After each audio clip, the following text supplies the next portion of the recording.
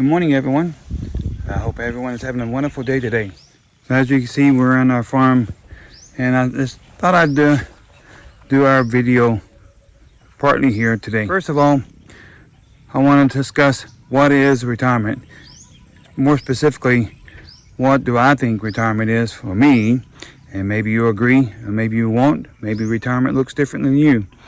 Second one is, I want to get the take on what the kids think about our move to the Philippines and what do they miss about America. And then third, I want to talk about the challenges that we've had to deal with here, being here in the Philippines versus in America. So those three things I'll talk about. Welcome to our paradise where dreams come alive. Hand in hand we'll soar like eagles in the sky. I'm out here at my farm, and so I'll show you what I've been doing. I've been cleaning around my dragon fruits. So cleaning around, trimming everything up, and keeping the vines from growing up. So it's all looking a lot better now. And I'll pan around, let you see how much the dragon fruits have really grown. We zoom out here. There you go. So you can see.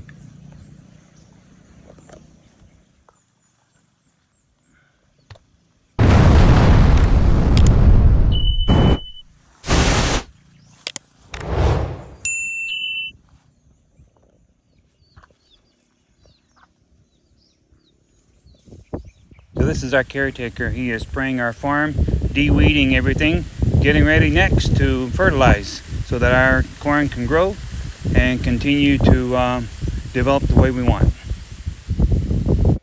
For those of you who don't know about rubber, how it's collected, here is a quick overview of rubber. So they take a little small knife and they cut, and you'll see it running down. The sap is running down there into a coconut, and so you'll see all the rubber. I have 450 rubber trees here, and they're all being collected and harvested today. So you can see there,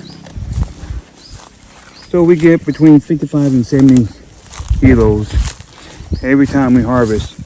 And these trees are rather small, they're not very big.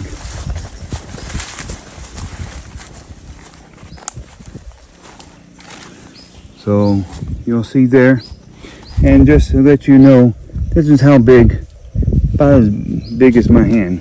And these are about 8 years old. And all these have rubber being harvested and being collected. And yes, it's white. For those of you who don't know, rubber is white initially before it's made into tires and so forth.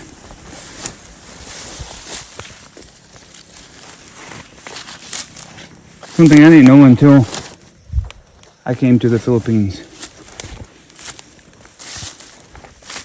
This is one of our older, more fruitful and more productive trees, and this is much bigger. So see if you can do that justice. It's kind of hard with me being here, but it's a lot bigger at the base. And you can see our corn all up there. That's all of our corn growing, and over there too. I thought I'd walk down to the other part of the farm. It sets adjacent to this one that we usually work on here, but on the way there I'll just highlight what we're going to talk about first. So what exactly is retirement, or what do I think about retirement? For me, it may be different than you. For me, retirement is not just sitting around the couch and not doing anything at all. And it's certainly not being unproductive.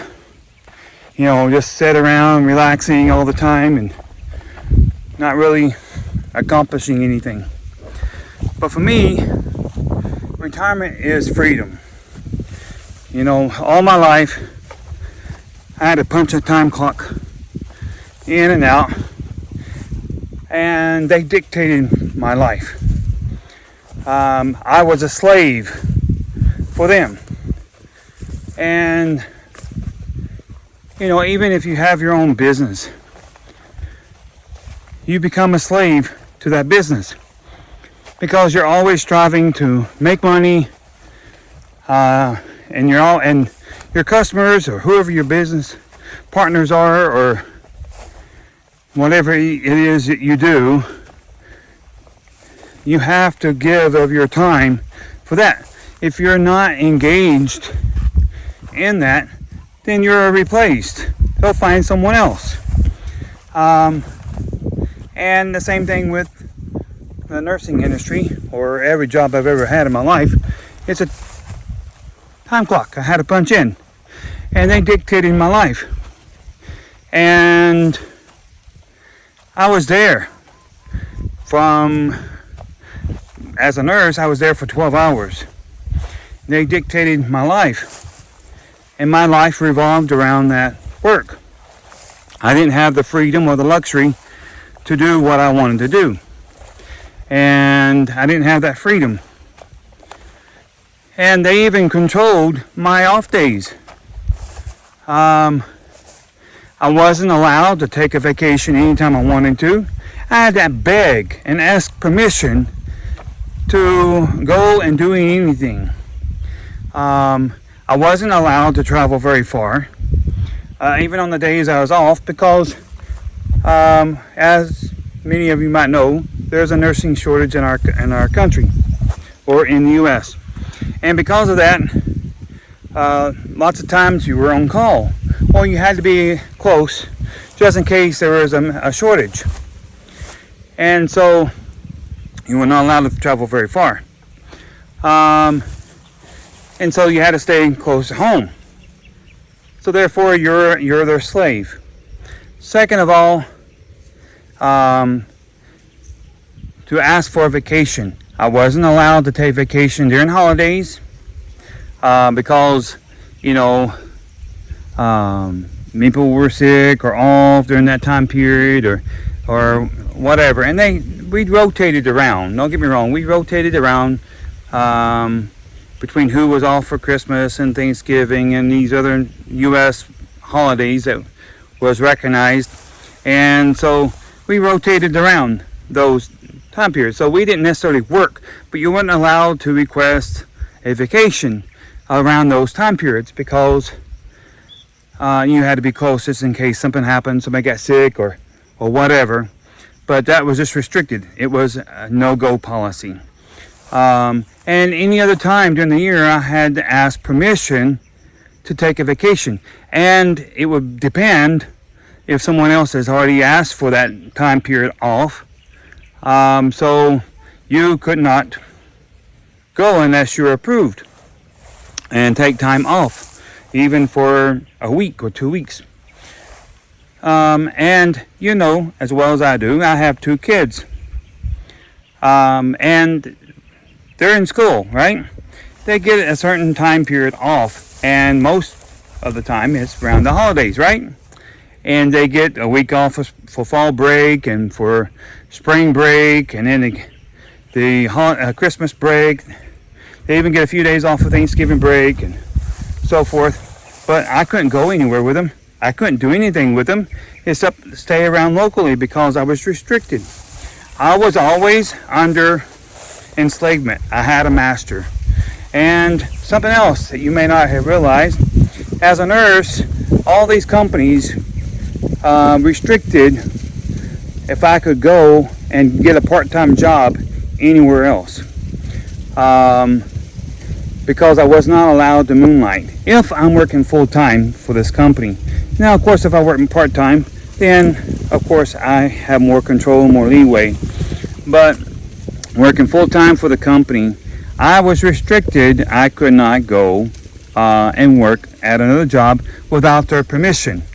if they found out that I was working for a competitor or another company or some other job, then without their permission, I could lose my job. They could terminate me. And that was in my writing. It was in contract. I had to sign that I was not allowed to moonlight. And that was every job. So that's why most of the time throughout my career, I was either a travel nurse or I was working registry. Now, what is registry? Registry is where basically not part-time, but you're not working for one particular hospital or hospital system. You're basically working for a temporary agency. And so these hospitals would call in and say, hey, we have a shortage. We don't have enough people to take care of our patients. Somebody was called off sick, or somebody was on vacation, or we have an onslaught of people who are sick. And it just all of a sudden overwhelmed our ER, overwhelmed our hospital, and we do not have the capability of taking care of them. So therefore, they will call this agency up and say, do you have any nurses available? And now, I would never know until an hour and a half before a shift started whether I would be working or not. And so, but for me, I was always working. I worked 68 to 72 hours a week. So, and the thing that is, the advantage that I loved about this is that if I didn't want to work that night, guess what? I just told my agency I wasn't available. And so, in fact, that's what I was doing when I met my wife. I would go to the U.S., I would work 2 months, and then after that, I would come here to the Philippines and stay 2 months. I did not have to ask permission. I did not have that freedom. I did not have restrictions. I could go and come as I please. And now that comes with a caveat.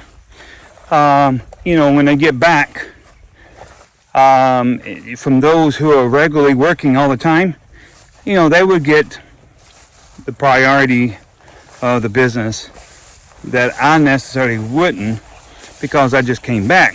So coming back, it may take me a few days or even a week or so to get back into their good graces or whatever. But the thing that is, there are so many of these agencies out there, and I can just switch around as I please. And so it wasn't really an issue. So I had 3 or 4 agencies under my belt, and I could call them up and say, hey, do you have anything available?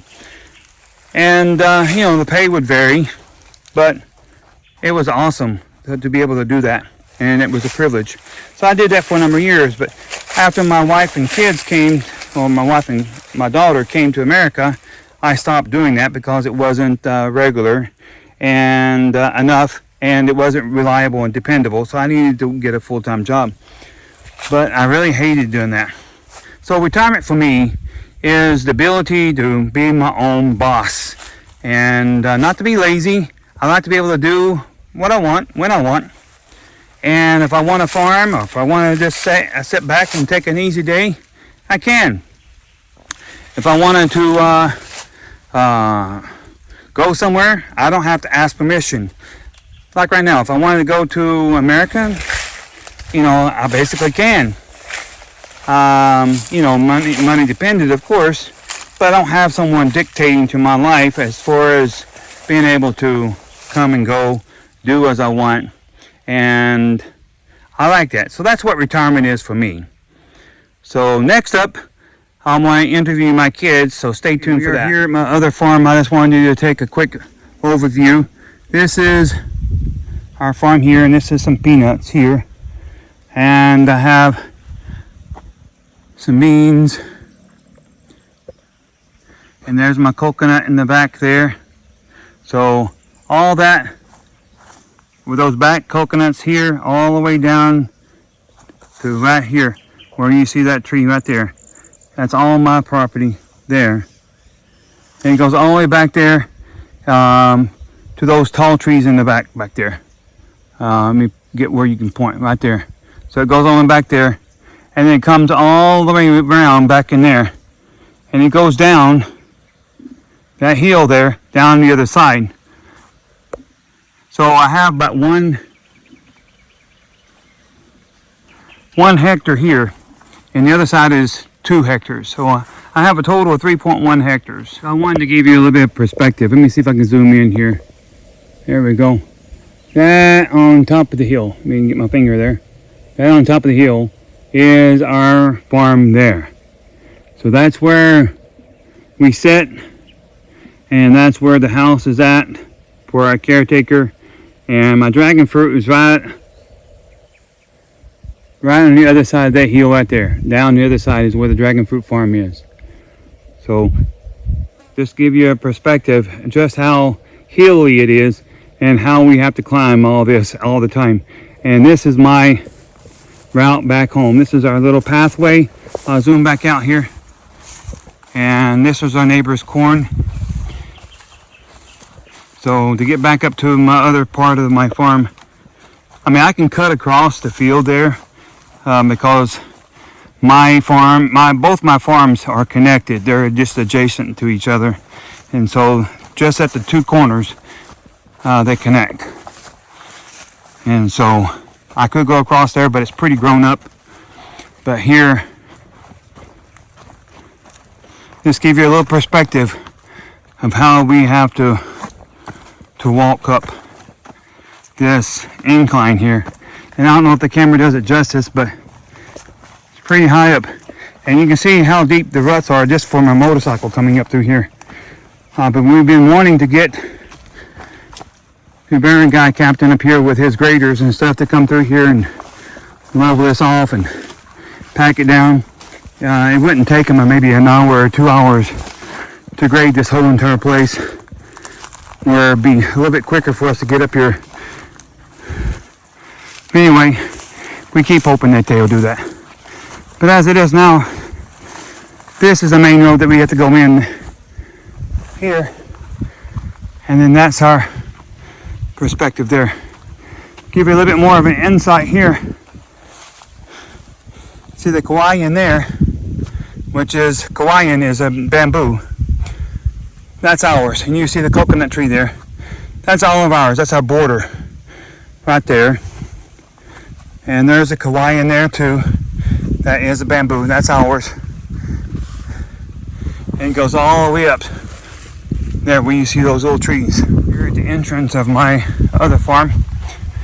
This is just the pathway going up. And yes, we have to climb this to get up. You'll see my truck park up there. And when it gets muddy, it's hard to get up here. But you see my fence line there.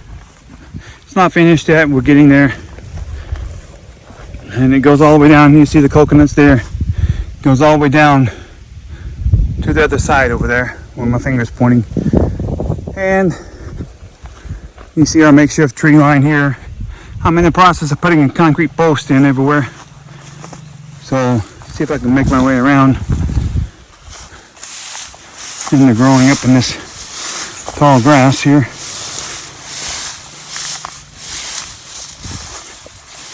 Yeah, be careful for snakes. But you'll see the kawaii in there. So that goes all out of our property. Goes way on down there into the other kawaii. So, and these are all of our rubber trees. Like I said, we have 450 of them in here.